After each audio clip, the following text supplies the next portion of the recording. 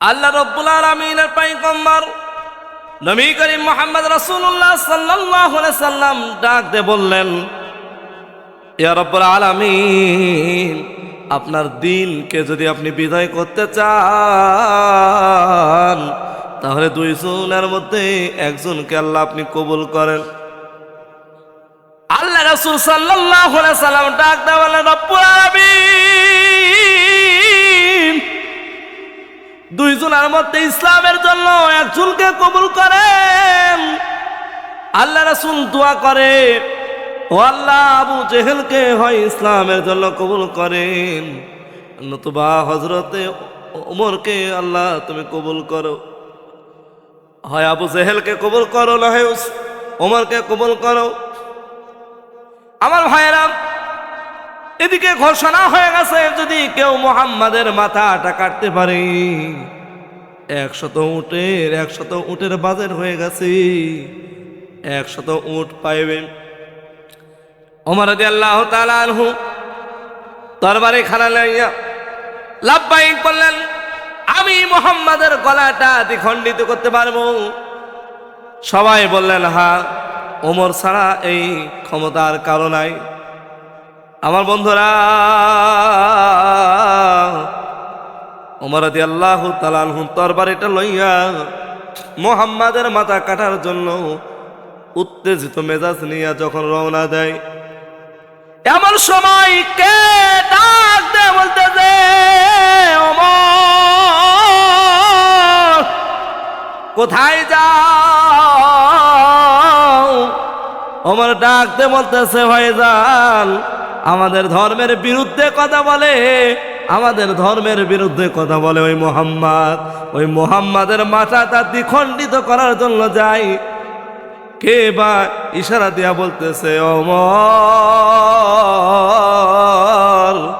তুমি যে মুহাম্মাদের মাথা কাটার জন্য যাও, ওই মুহাম্মাদের প্রেমে পাগল হয়ে গেছে তোমার বোন আর তোমার ভগ্নিপতি।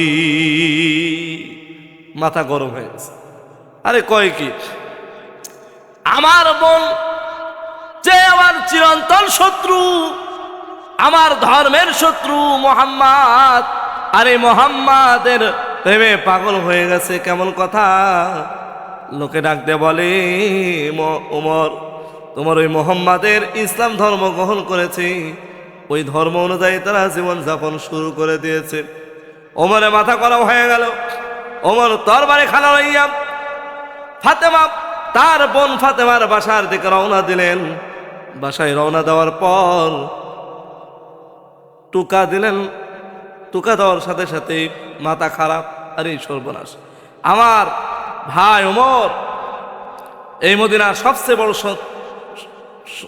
খারাপ ব্যক্তি, মক্কার মধ্যে সবচেয়ে খারাপ ব্যক্তি, যাকে দেখে সবাই ভয় করে, আতঙ্কে থাকে। আর এ আমার বাড়ির সামনে হয়তো বা খবর পাওয়া গেছে, তাহলে তো আমাদের অবস্থা খারাপ করে দেবে। দরজা খোলে না। হযরতে ওমর ডাকতে বলতেছে, বোন, দরজাটা খুলো। দরজা খোলে না।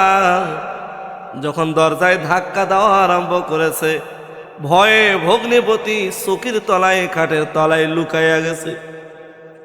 দরজা খুলে ফেললেন, ধাক্কায় দরজা ভেঙে ফেলে দিলেন।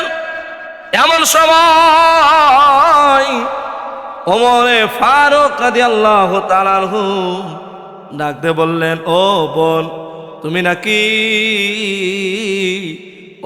হযরতে মুহাম্মদ রাসূলুল্লাহ সাল্লাল্লাহু আলাইহি সাল্লামের ধর্মটা মানিছো? তুমি নাকি তার ধর্ম গ্রহণ করেছো মুহাম্মাদের? বোন ডাকতে বললেন, হ্যাঁ, আমি ধর্ম গ্রহণ করে ফেলেছি। ভাই বোন, এই ধর্ম ত্যাগ করো, গ্রহণ করা যাবে না। এই ধর্ম তুমি ত্যাগ করো, তাছাড়া কিন্তু সমস্যা আছে। ওমরের বোন ডাকতে বলতে, ভাইজান, ইসলাম ধর্ম গ্রহণ করা যায়, কিন্তু ইসলাম ধর্ম থেকে বের হওয়ার কোনো সুযোগ নাই। ইসলাম ধরা যায় কিন্তু বের হওয়ার উপায় নাই।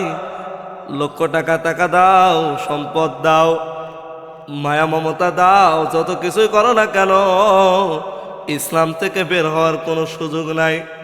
আল্লাহ রাব্বুল আলামিন দুনিয়ার মানুষদেরকে বোঝায় দিয়েছেন এটা এমন একটা পরিপূর্ণ কিতাব, এমন একটা পরিপূর্ণ ধর্ম। আল-ইয়াউমা আকমালতু লাকুম দীনাকুম ওয়া আতমামতু আলাইকুম নি'মাতি ওয়া রাদিতু লাকুমুল ইসলাম দীনা। আল্লাহ রাব্বুল আলামিন ইসলামের মধ্যে, পরিপূর্ণ ইসলামের মধ্যে সব কিছু দিয়ে দিয়েছে। ভাইজান, ইসলাম ধর্ম থেকে বের হওয়ার কোনো সুযোগ নাই। ওমর খেপে গেলেন, প্রচন্ড রাগান্বিত হয়ে গেছে। ওমর বলতেছে, যতক্ষণ তুমি ধর্ম ত্যাগ করবা না ততক্ষণ পর্যন্ত প্রহার চলবে। ওমরের ভগ্নিপতিকে মারে, ওমরের বোনকে মারে, অনেক কান্নাকাটি করা আরম্ভ করে দিয়েছে। ওমরের বোন ডাকতে বলতেছে, ভাইজান যতই মারো না কেন আমি ইসলাম ধর্ম থেকে বের হতে পারবো না। কোরআন দেখা যায় খাটের ওপর, চোখের ওপর কোরআন বিছানো আছে। তারা সূরা তাহা পড়তেছিল, তাহা মা আনজালনা আলাইকাল কুরআনা লিতাশকা। সূরা তাহা যখন পড়া আরম্ভ করলেন, ওমরের চোখ দিয়ে পানি ঝরে পড়ে যায়। ফাতেমারে ডাক দিয়ে বলতে, ফাতেমা আমার বোন, এই কিতাবটা আমাকে মেহেরবানি করে একটু দাও না। ফাতেমা ডাক দিয়ে বলতেছে, ও ভাইজান এই কিতাব বিধর্মীদের জন্য কিতাব নয়। আপনি যদি কিতাব পড়তে চান আপনাকে গোসল করতে হবে, পাক হতে হবে, পবিত্র হতে হবে। পাক পবিত্র হওয়ার পর যখন কোরআন পড়লেন, এত সুন্দর মধুর বাণী, এত সুন্দর ভাবে তেলাওয়াত করলেন, এত সুন্দর কিতাব পড়ার পর বললেন, বোন যে কিতাবটা এত সুন্দর, যে কিতাবটা, ওই কিতাবটা যার উপর নাজিল হয়েছে ওই ব্যক্তিটা কত সুন্দর, তিনি কত মহৎ, চলো চলো ওই ব্যক্তির কাছে আমাকে নিয়ে চলো। ওমর রাদিয়াল্লাহু তাআলা বড় চাকুলিয়া তরবারি লইয়া যখন রাসূলের দরবারে চলে যায়, এমন সময় সাহাবীরা ডাকতে বলতেছে, দেখো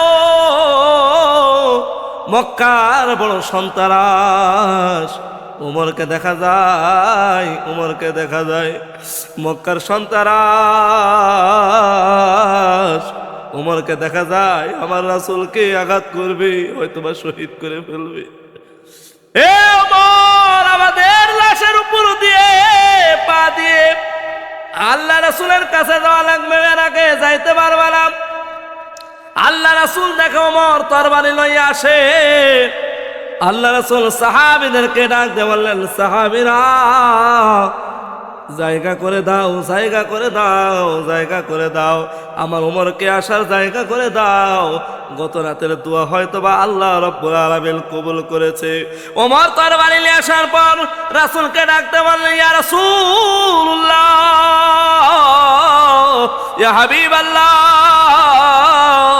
মেহেরবানি করে আমার গর্দানটা আপনি কেটে নেন, কিন্তু কাটার আগে সুন্দর ওই বাণী কালেমা আমারে পড়ে দেন, লা ইলাহা ইল্লাল্লাহু মুহাম্মাদুর রাসূলুল্লাহ।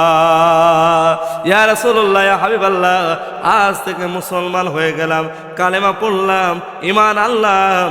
ঈমানের জন্য, মুসলমানের জন্য, ইসলামের জন্য যা যা করা লাগে সবগুলো আমি করব, ওমর কথা দিলাম।